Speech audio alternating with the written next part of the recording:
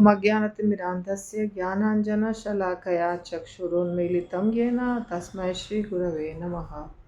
श्रीचैतन्यमनोभीष्टं स्थापितं येन भूतले स्वयं रूपं कदा मह्यं ददाति स्वपदान्तिकम्। वन्देऽहं श्रीगुरो श्रीयुतपदकमलं श्रीगुरून् वैष्णवांश्च श्रीरूपं साग्रजातं सहगण रघुनाथान्वितं तं सजीवम् साद्वैतं सावधूतं परिजनसहितं कृष्णचैतन्यदेवं श्रीराधाकृष्णपादान् सगणललिता श्रीविशाखान्वितांश्च।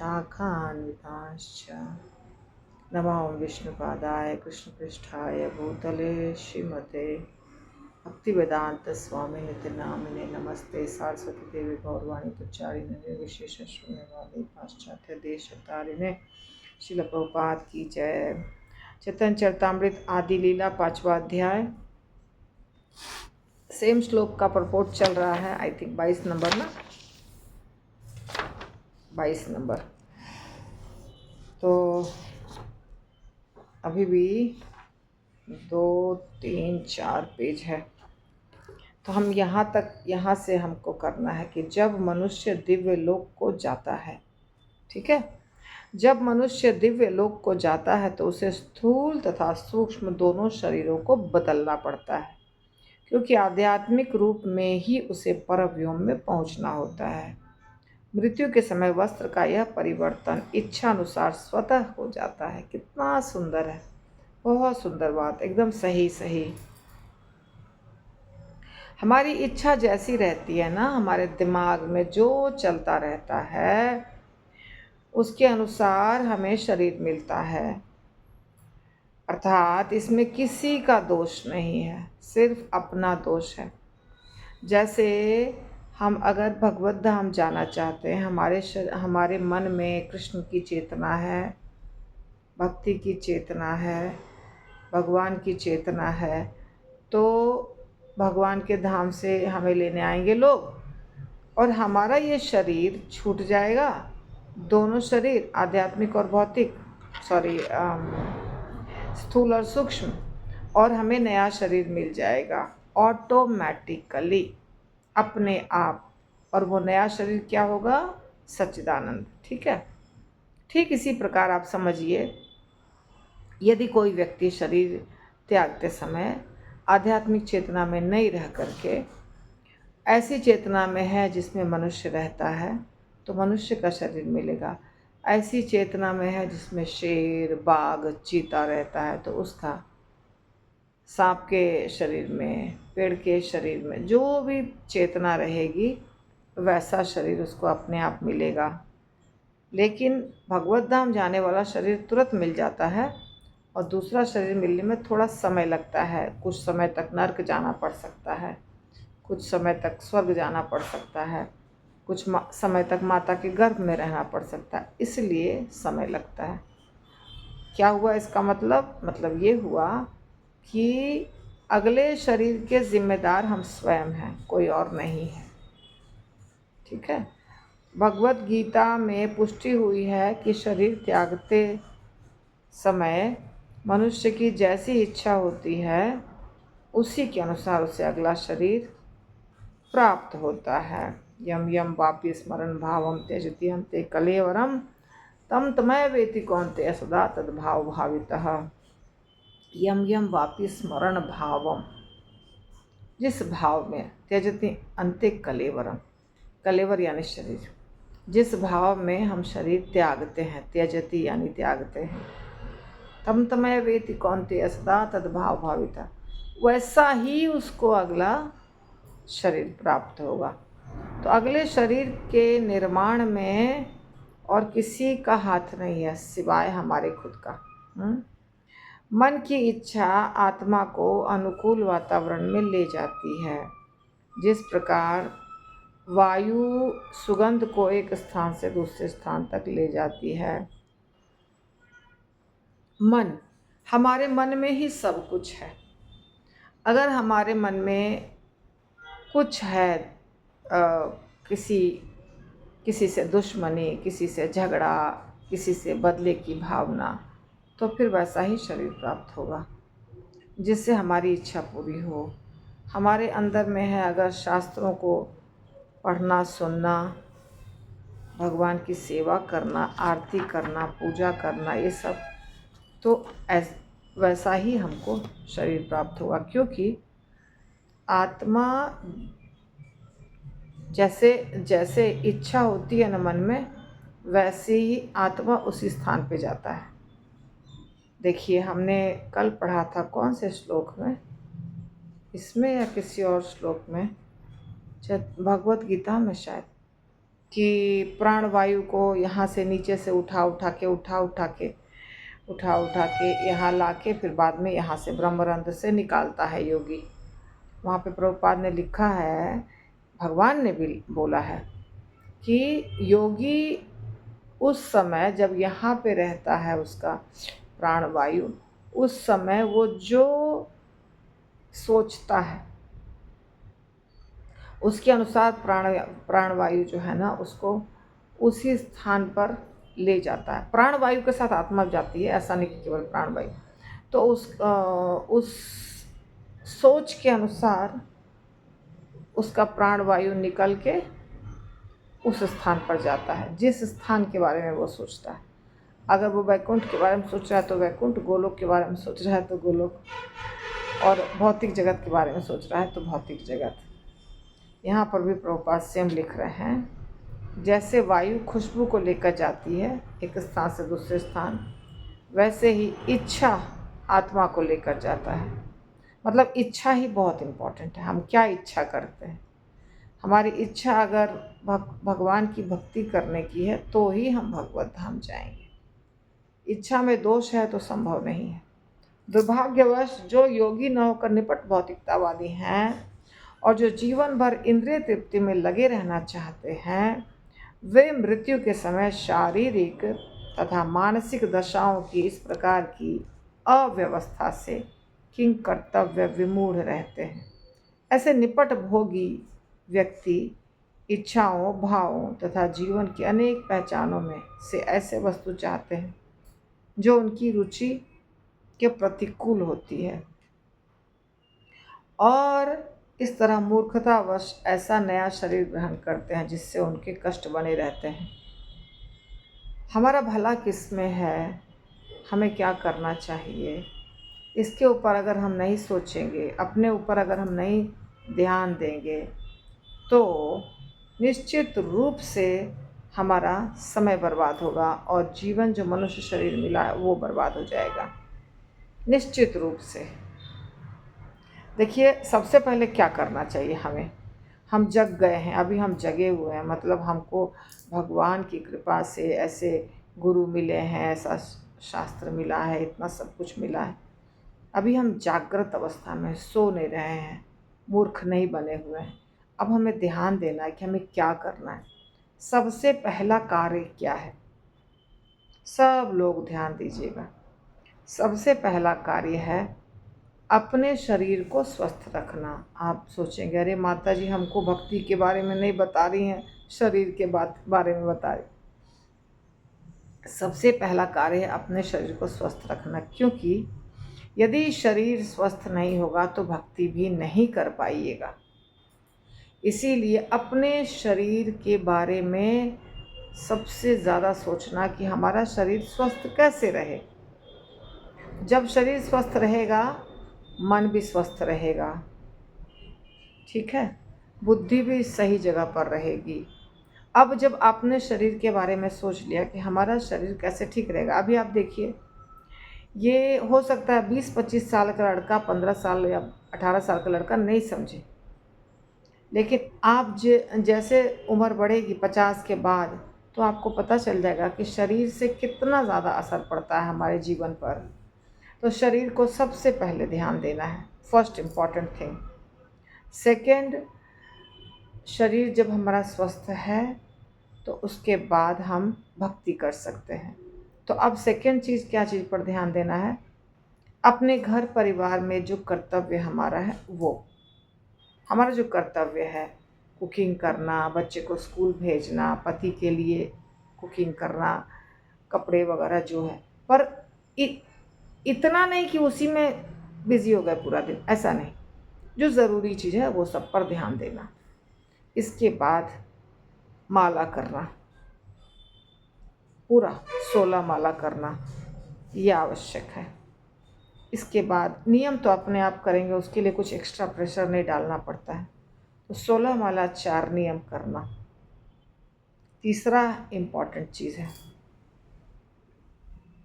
चौथा इम्पॉर्टेंट चीज़ है कि अब 16 माला 4 नियम अगर करते हैं तो मंदिर जाना और काउंसलिंग में जुड़े रहना, इसके बिना ये नहीं टिकेगा। 16 माला 4 नियम गिर जाएगा अगर मंदिर नहीं जाएंगे और काउंसलिंग में नहीं जुड़े रहेंगे।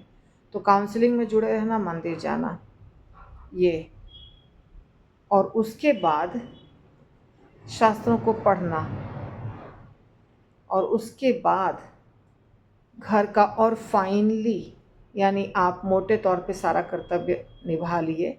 अब महीन तौर पे जो कर्तव्य है, घर को ज़्यादा सजाना, संवारना, सुंदर बनाना, घर का फाइनेंशियल सिचुएशन है उसके ऊपर ध्यान देना, या रिश्ते नाते के ऊपर ध्यान देना, ऐसे अगर आप चलेंगे तो आपका जीवन ठीक रहेगा। अपने ऊपर हर समय ऑब्जर्वेशन करना है कि मैं कहाँ गलत हूँ, उसको कैसे ठीक करूँ, और बेटर व्यक्ति कैसे बनूँ, बेटर भक्त कैसे बनूँ, सब कुछ उसके ऊपर हर समय कार्य करते रहना।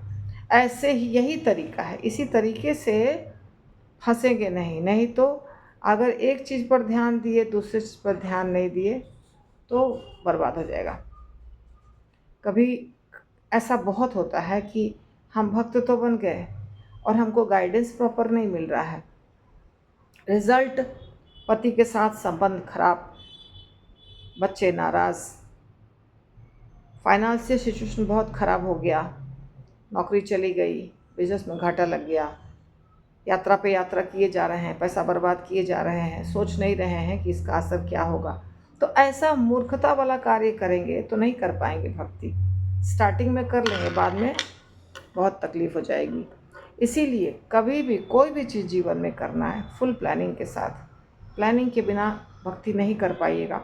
हमें भक्ति ऐसी करनी है कि मृत्यु तक हम सही रहें और चेतना में रहा सब कुछ रहे, भगवान, माला, गुरु सब चेतना में रहे। इसके लिए हमें प्लानिंग करते हुए भक्ति करनी है, ढंग से भक्ति करनी है। ऐसा नहीं कि इम्बैलेंस्ड वे में क्या नहीं करना चाहिए, क्या करना चाहिए, बिना सोचे समझे करे जा रहे हैं। उसको देख के वो मंगल आरती में जा रहा है तो हम भी मंगल आरती में जाएंगे। हमें बोला है मंगल आरती में जाने, नींद पूरी नहीं हो रही है, हम मंगल आरती अटेंड कर रहे हैं। स्वास्थ्य ठीक नहीं रहेगा, कोई आदमी काम नहीं देगा आपको, कोई नहीं। इसीलिए अपना शरीर पहले देखना है, घर देखना है, परिवार देखना है, माला करना है, क्लास अटेंड करना है, पैसा सिचुएशन देखना है पैसे का, उसके बाद उसके हिसाब से यात्रा वगैरह करना है। हर चीज़ को सोच समझ के करना है, बहुत आवश्यक है इसके ऊपर। हाँ, तो अगर भक्त भी बन गए हैं तो भी इस तरीके से हमको जीवन निभाना है ताकि हम पूरे जीवन भक्ति कर सकें। और हम खुद मजबूत रहेंगे ना तो हम घर परिवार रिश्ते नाते सबको भक्त बना पाएंगे। अगर खुद की स्थिति डमाडोल है तो कुछ नहीं कर पाएंगे जीवन में। हाँ, इसलिए खुद पे काम करना बहुत आवश्यक है। तो यहाँ पे ये बताया जा रहा है कि व्यक्ति जो भोग विलास में बहुत ज़्यादा व्यस्त रहता है उसकी चेतना खराब रहती है और इसीलिए उसे ऐसा शरीर मिल जाता है, अगला शरीर, जो कि बहुत कष्टदायक है। आप देखे होंगे जानवर वगैरह है या मनुष्यों में भी गरीब, बहुत गरीब व्यक्ति, अनाथ व्यक्ति, ऐसे व्यक्ति होते हैं। तो ये सब हम उस जिसको वैसा शरीर प्राप्त हुआ है ना, उसके कर्म वैसे थे, उसके कर्म वैसे थे। किसी को सांप का शरीर, किसी को हाथी का शरीर, किसी को शेर का शरीर, किसी को पक्षी, किसी को पेड़। तो ये इसमें न भगवान का दोष है न दूसरे प्राणी का दोष है, उस प्राणी का दोष है जिसको वो शरीर प्राप्त हुआ है। ठीक है, इसीलिए मन तथा बुद्धि का विधिवत प्रशिक्षण आवश्यक है, जिससे मनुष्य मृत्यु के समय इस लोक में या किसी अन्य लोक में या वैकुंठ में उपयुक्त शरीर पाने की इच्छा कर सके। जो सभ्यता अविनश्वर आत्मा की उत्तरोत्तर प्रगति पर विचार नहीं करती, वह अज्ञानमय पशु जीवन को प्रश्रय देती है। ठीक है ना। तो ट्रेनिंग बहुत आवश्यक है। ट्रेनिंग, ऐसा नहीं कि दीक्षा हो गई बस अब क्या ज़रूरी है। दीक्षा एक प्रोसेस है। अगर दीक्षा हो गई तो हम बहुत महान आत्मा नहीं बन गए हैं, हम वही हैं। तो दीक्षा लेना, काउंसलिंग अटेंड करने का मतलब दीक्षा प्राप्त करना नहीं होता है। गाइडेंस में रहना होता है, ग्रुप में रहना होता है। आप जब क्लास में आते हैं, यही क्लास समझिए, अभी क्लास में हैं 15 लोग, हाँ, तो आपको केवल मेरा एसोसिएशन नहीं प्राप्त होता है, ये पूरे 15 लोगों में से 14 लोग और जो हैं उनका भी संग प्राप्त होता है। तो ग्रुप में रहना बहुत आवश्यक है। ग्रुप में रहने से व्यक्ति को बहुत तसल्ली मिलती है। हम रोज़ मिलते हैं, हम बातें करते हैं, और सब एक टाइप के लोग हैं तो एक ही टाइप की बातें करेंगे ना, एक ही टाइप के, सबको एक ही कार्य करना है, सबको यात्रा करनी है, सबको भक्ति करनी है, सबको मंदिर जाना है। तो एक जैसा विचार रखने वाले लोग जब एक साथ रहते हैं तो उनको बहुत अच्छा लगता है। इसके बाद आप घर गृहस्थी संभालते हैं, थोड़े समय के लिए आप भक्तों के साथ रहते हैं, इसलिए जुड़े रहना है और विधिवत प्रशिक्षण प्राप्त करना है। हर समय आपको याद रहना चाहिए कि हमको कहाँ जाना है, मृत्यु के बाद कहाँ जाना है, ऐसा हमें याद रहना चाहिए हमेशा। तो ये मृत्यु के समय तभी याद रहेगा जब हम पूरे जीवन उसको याद करेंगे, इसलिए बता रहे हैं। यह सोचना मूर्खता है कि मरने पर हर आत्मा एक स्थान पर जाती है। या तो मृत्यु के समय जिस स्थान की इच्छा की जाती है वहाँ आत्मा जाती है, या शरीर त्यागने के बाद विगत जीवन के कर्मों के अनुसार उससे शरीर धारण करने के लिए बाध्य किया जाता है। बाध्य वगैरह कोई नहीं करता है, वो व्यक्ति वही चाहता है। कोई बाध्य नहीं करता है किसी को। भगवान किसी के साथ अन्याय नहीं करते हैं, किसी के साथ नहीं अन्याय करते हैं। जिस परिस्थिति में है वही परिस्थिति में वो रहना चाहता था। तो आप सोचेंगे नहीं सबको तो अच्छा है,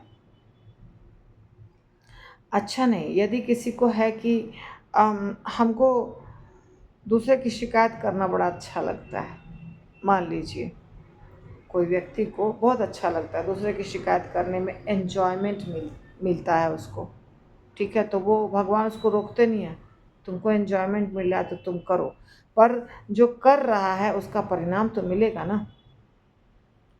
रोपे बिरवा नीम को आम कहाते होए। अगर नीम का बीज बोया है तो फसल तो नीम का ही कटेगा, आम का तो कट नहीं सकता है ना। तो जो कर्म किया है तो वही फल मिलेगा, इसमें किसी और का कहाँ से दोष आ गया बताइए। तो कर्म करते समय ही सावधान रहना है, रिजल्ट के बारे में सोचता नहीं, रिजल्ट तो अपने आप देंगे भगवान। भगवान दें या भगवान के कोई एजेंट दें, पर रिजल्ट तो अपने आप मिलेगा। पर कर्म हमारे हाथ में है, इसलिए कर्म के बारे में ध्यान देना है कि कर्म करते समय कोई असावधानी ना हो जाए। एक वादी तथा योगी में अंतर इतना ही है कि भौतिकतावादी अपने अगले शरीर का निर्धारण नहीं कर सकता, किंतु योगी इच्छानुसार उच्च लोकों में भोग करने के लिए उपयुक्त शरीर प्राप्त कर सकता है। यह अष्टांग योगी की बात हो रही है। अष्टांग योगी तो उसी के लिए पूरे जीवन योगा कर रहा है ना। तो जब पूरे जीवन वो यही कर रहा है, तरह तरह के विधि से, यम नियम से, संयम, प्राणायाम, प्रत्याहार, धारणा, ध्यान, समाधि, तो ये जब कर रहा है तो उसको तो निश्चित रूप से ना उतना मेहनत किया है तो अपने इच्छा के अनुसार आत्मा को निकाल के जहाँ जाने की इच्छा होगी वहाँ जाएगा। अब एक दूसरा व्यक्ति है जिसको आत्मा से कुछ लेना ही देना नहीं है, वो अपने को शरीर मान के बैठा है और क्या खा लें, किस होटल में क्या मिलता है वो खा लें, किस पुरुष और स्त्री के साथ संग कर लें, क्या पहन लें, क्या ओढ़ लें, कितनी संपत्ति जमा कर लें, ये इसके पीछे उसका सारा दिन समय जाता है, उसी के पीछे लगा रहता है वो। उसने कभी ध्यान ही नहीं दिया कि हमारे अंदर असल में आत्मा है और हम आत्मा हैं, हम शरीर नहीं है। इस बात के ऊपर ध्यान ही नहीं दिया तो उसकी गति कैसे होगी बताइए। निपट भौतिकतावादी जीवन भर इंद्रिय तृप्ति में लगा रहता है। वह सारे दिन अपने परिवार के उदर पोषण के लिए कमाता है और रात में या तो वह संभोग में अपनी शक्ति का क्षय करता है या फिर दिन भर जो कुछ किया रहता है उसके बारे में सोचता हुआ सो जाता है। एक भौतिकतावादी का यही नीरस जीवन है। यद्यपि ऐसे लोग व्यापारी, वकील, राजनीतिज्ञ, प्रोफेसर, न्यायाधीश, कुली, जेब कतरे, मजदूर आदि नामों से जाने जाते हैं, किंतु ये सारे ही भौतिकतावादी हैं और ये खाने, सोने, संभोग करने में लगे रहते हैं। ये विलास करने और आत्म साक्षात्कार द्वारा अपने जीवन को पूर्ण बनाने की परवाह न करने के कारण अपने कीमती जीवन को बर्बाद करते हैं। ठीक है ना। तो इस प्रकार के मनुष्य क्या कर रहे हैं, अपने कीमती जीवन को बर्बाद कर रहे हैं। मनुष्य शरीर प्राप्त होने के बाद भी मनुष्य जन्म पाया, राधा कृष्ण न भजिया, जानिया सुनिया विष खाइनु, संसार विषानले दीवानिशी हिया जले। तो जब जानबूझ के विष खा रहे हैं तो क्या होगा बताइए। जानबूझ के मनुष्य शरीर प्राप्त होने के बावजूद भी अपना जीवन ये बर्बाद करते हैं। ठीक है। श्रील प्रभुपाद की जय।